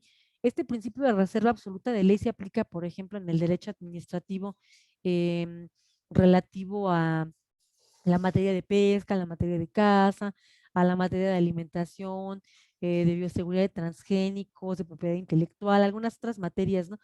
Sí aplica con también ciertos bemoles, también hay ciertas partes en donde, pues bueno, la reserva llega a ser no tan absoluta, más bien es relativa, pero bueno. Y en la materia fiscal, sí de plano, lo que priva es, como dice la jurisprudencia, el principio de legalidad relativa. ¿Qué quiere decir?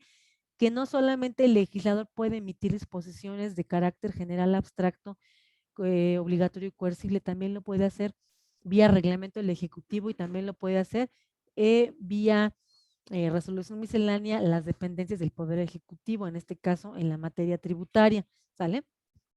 Veamos qué dice el artículo 33 del Código Fiscal de la Federación. Vean, las autoridades fiscales para el mejor cumplimiento de sus facultades estarán facultadas, o es más bien estarán a lo siguiente, fracción 1, inciso G. 1. Proporcionarán asistencia gratuita al contribuyente procurando, inciso G, publicar anualmente las resoluciones dictadas por las autoridades fiscales que establezcan disposiciones de carácter general, otra vez agrupándolas de manera que faciliten su conocimiento por parte del contribuyente. ¿Y qué decíamos en nuestra tablita? Que va a agrupar las disposiciones para facilitar su interpretación y aplicación y exacta observancia de las leyes y de los reglamentos. O sea que en la miscelánea hay una agrupación de leyes y de reglamentos.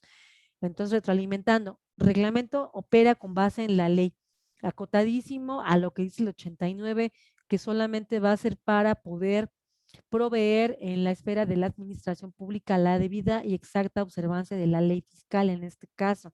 Sale porque al Poder Ejecutivo le corresponde en este caso a Hacienda ejecutar todas las leyes que en materia tributaria expide el Congreso, proveyendo en la esfera administrativa para su exacta observancia, artículo 89. Por ende, va a decirnos el cómo, en tanto que el legislador nos va a decir el qué, el quién es, el cuándo y el dónde, ¿no? Se aplican esas normas, en tanto que la resolución miscelánea, según lo que hemos visto, tiene un fundamento legal. ¿Quién se lo dio o quién le dio esta facultad? El legislador ordinario, ¿en dónde? En el artículo 33 que estamos leyendo, fracción 1, inciso G, del Código Fiscal de la Federación y en el artículo 14 de la ley del SAT. Vayamos de una vez al artículo 14 para que no se queden con dudas. Abramos un poquito lo que es Google porque ahí es más fácil encontrarlo. Ley del SAT. Es una facultad propia, como dice la jurisprudencia que les estaba leyendo hace un ratito, ¿no? Aquí está, parece que es la vigente, control F, vámonos al artículo 14 del Código Fiscal de la Federación. Ay Dios, creo que se me movió un poquito aquí la pantalla y la ampliamos. Vean, ahí dice todavía el presidente, actualmente es jefe del SAT y ya no se llama presidente. Ahí hay una pife que tienen que corregir los legisladores a hacer la tarea porque no han puesto allí el lápiz, ahora sí que a cambiar esta parte, porque ya no se llama presidente, se llama jefe del SAT. Y vean, aquí tiene varias facultades el presidente del SAT, tiene las siguientes atribuciones. Veamos, se me fue ahorita en este momento la fracción, no se las anoté incluso ahí. Aquí está. Expedir, fracción tercera, artículo 14, fracción tercera. Tiene la facultad de expedir las disposiciones administrativas necesarias, ahí está la resolución miscelánea, para aplicar eficientemente la legislación fiscal y aduanera, haciéndolo de conocimiento de la Junta de Gobierno en el caso de las que considere de especial relevancia. Pasa mucho en materia de comercio exterior y aduanera. Aún no hemos llegado ahí, nos falta mucho. Comentamos un poquito cuando hablábamos de cuotas compensatorias, pero así muy, de manera muy general, y salió a colación de los decretos delegados, recuerdan. Ahora bien, entonces, como podemos ver, hay una facultad otorgada por el órgano legislativo, por el poder legislativo, por el Congreso de la Unión, en dos normas de carácter federal, ¿no? Que es el Código Fiscal de la Federación en su artículo 33, fracción 1, inciso G, y el artículo 14 en su fracción tercera de la ley del SAT. A estas dos normas la jurisprudencia las ha llamado cláusulas habilitantes, de una vez se los pongo. Y estas cláusulas habilitantes son la muestra y el reflejo de lo que estamos llamando aquí el principio de legalidad relativa, cláusulas habilitantes.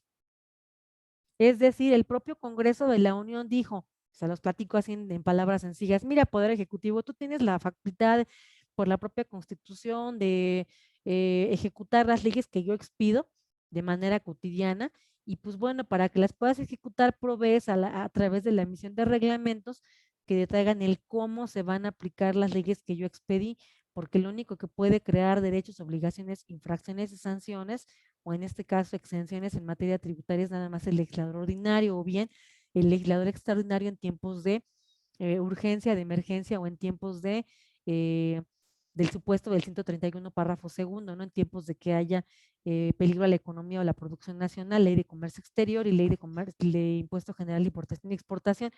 Pero bueno, en esos casos solamente el legislador ordinario y extraordinario puede establecer elementos del tributo. Todos los que están aquí no pueden, ni el ejecutivo, y menos los que están por debajo del ejecutivo. Vean aquí quién es.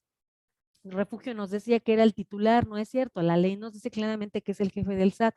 El Código Fiscal también nos refiere claramente que lo hacen las autoridades fiscales, en este caso los titulares del Servicio de Administración Tributaria y el secretario de Hacienda y Crédito Público. ¿Qué hacen? Bueno, son obligatorias, obligatoria, pero que la ley como tal, la obligación fiscal como tal, el cómo se va a aplicar y como tal. Bueno, ya vimos el ejemplo claro, ¿no? De manera paralela, el artículo 22 aquí pusimos del Código Fiscal, ley, acá artículo 22 del reglamento del Código Fiscal, y aquí regla 232 de la resolución miscelánea, en donde ya agrupa, facilita tanto lo que es ley como reglamento, y ya me dice cómo es que se interpreta este derecho y cómo es que se aplica y cómo es que debe de ser exactamente aplicado ese derecho. Bueno, mira, vas a hacerlo con formato electrónico, vas a señalar una cuenta bancaria a nombre del contribuyente para que se haga la transferencia y bla, bla, bla. Ya me da detalles, ¿sale? Entonces, es para que sean debidamente observadas ley y reglamento. ¿Esto a qué se presta? Y esto lo quitamos porque va a ser debate de la clase que entra. En verdad que yo considero que no tiene fundamento en la Constitución en el 92, al menos desde una óptica así franca, yo se los digo desde mi punto de vista, clarito veo el fundamento, no hay por qué recurrir ahí al 92, ahí viene el refrendo, olvídenlo, pero algunos autores comentan que así es, ¿no? Incluso magistrados del Tribunal de Justicia Administrativa. Entonces, desde una óptica clara y correcta, el legislador se le otorgó aquí en el 33 punto, le dio cláusula habilitante, que es la traducción en la práctica del principio de reserva de ley. Le dijo, mira, yo voy a legislar, voy a crear los elementos del tributo. Mientras no te metas con ellos y no crees nuevas cargas a los particulares de las que yo creé, mientras no te metas con el qué, quién es, dónde y cuándo, y no te metas donde no debes, puedes tú interpretar y agrupar lo que yo ya dije, lo que dijo el reglamento, y facilitar su interpretación para que el contribuyente lo aplique debidamente y no incurra en infracciones ni en sanciones. ¿Vale? Ese es tu ámbito, nada más. Pero ¿qué pasa en la práctica? La clase que entra lo vamos a revisar. En la práctica hay todo un tema de impugnación de misceláneas. El Tribunal Federal de Justicia Administrativa es competente, esa es su tercera y última actividad para cerrar el parcial. Van a revisar, hay una sentencia y ustedes van a comentar para aplicar esta fuente, que precisamente van a caer en cuenta de que tristemente es como la camisa de fuerza, ¿no? Que tiene el que está como enfermo mental en una clínica. La resolución miscelánea tiene camisa de fuerza. ¿Cuál es? A ver, espérate, hay un principio de reserva de ley, está reservado al legislador los elementos del tributo. Es relativa porque, pues bueno, sí puedes obligar al contribuyente, pero vas a nada más a agrupar y a facilitarle y vas a interpretar debidamente cuál es el sentido, el alcance en que debe de aplicarse lo que yo estoy mandando, es el legislador ordinario y el extraordinario. Pero El ejecutivo va a decir cómo, ya bueno, tú vas a agrupar ambas para hacer una interpretación de ambas y evitar contradicciones, vas a conciliarlo aquí para facilitar su debida aplicación al contribuyente, pero cuidadito, no puedes ir más allá, si bien la reserva relativa es como tal ampliada a manera de que haya reenvíos de ley a reglamento y de reglamento a resolución miscelánea, no quiere decir que tú vas a crear nuevas obligaciones o nuevas cargas, ya lo dijo la jurisprudencia que estábamos revisando aquí, clarito, ¿no? Está diciendo hay más al respecto en materia aduanera, comercio exterior. Yo busqué esta que es genérica, ¿no? Y que se refiere al artículo 33, porque también hay cláusulas habilitantes en materia de comercio exterior, pero yo no los quiero complicar, de por sí ya es algo complejo estudiar esto. Esta me gusta mucho porque aquí claramente nos dice, ¿no? Que en cumplimiento de esa facultad de proporcionar asistencia gratuita al contribuyente, ¿qué va a ser? Ah, bueno, te publico las reglas de carácter general para facilitarte el conocimiento, te las interpreto, te las publico cada año en el Diario Oficial de la Federación, puede ser por tiempos limitados, no puede ser todo el año, lo comentamos la clase que entra, se nos acaba aquí el tiempo ya, y no voy a meterme a crear más cargas de las que ya el legislador te puso, contribuyente. Si ya el Ejecutivo dijo cómo, tampoco me voy a meter con temas del reglamento, solamente voy a agruparlas para facilitarte, pero no puedo generar cargas, obligaciones adicionales. ¿Y qué creen? Que en la práctica sí lo hace. La resolución miscelánea, en la práctica hay muchas reglas que han sido impugnadas en sentencia favorable a fallo del tribunal o los colegiados o la corte en revisión a favor del contribuyente, porque se han ido más allá de ese principio de reserva de ley que tiene el legislador, han metido ahora sí que su cuchara en crear nuevas cargas o imponer nuevas obligaciones que la ley no contenía, había una resolución miscelánea y pues no es posible, porque aquí claramente el artículo 33, inciso G y el 14, fracción tercera de la ley del SAT acotan, delimitan y precisan cuál es el objeto y el límite de la resolución miscelánea, que es una regla de carácter general, el reglamento de un acto administrativo de carácter general, ambos publicados en el diario oficial y la ley, ¿no? Ambos tienen su fundamento en la ley creada ya sea en tiempo ordinario básicamente, y en tiempo extraordinario pudiera darse el caso, no se ha visto la verdad, pero bueno, en este caso es de la ley en tiempo ordinario. Y pues bueno, hasta aquí lo dejamos, ahorita ponemos más ejemplos la clase que entra porque su tercera actividad versa precisamente sobre la aplicación de resolución miscelánea y vamos a ver una cuestión práctica como hasta ahorita, ¿no? Con lo de la sentencia y para segundo parcial ya vendría lo que son elementos del tributo y ya empezaremos a trabajar con impuestos en específico, vamos a trabajar ISR y algo de ISAN.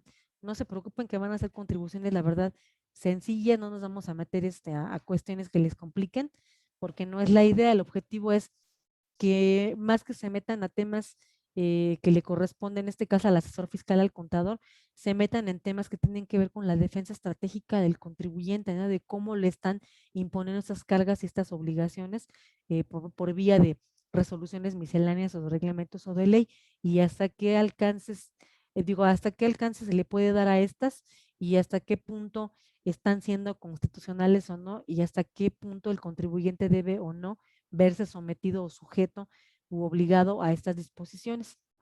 Sale, nos vemos en la clase que entra y pues les dejo cargada su actividad una vez que retroalimentemos lo del artículo 22, la sentencia de saldos a favor, la devolución de saldos a favor que hizo este contribuyente. Hasta luego.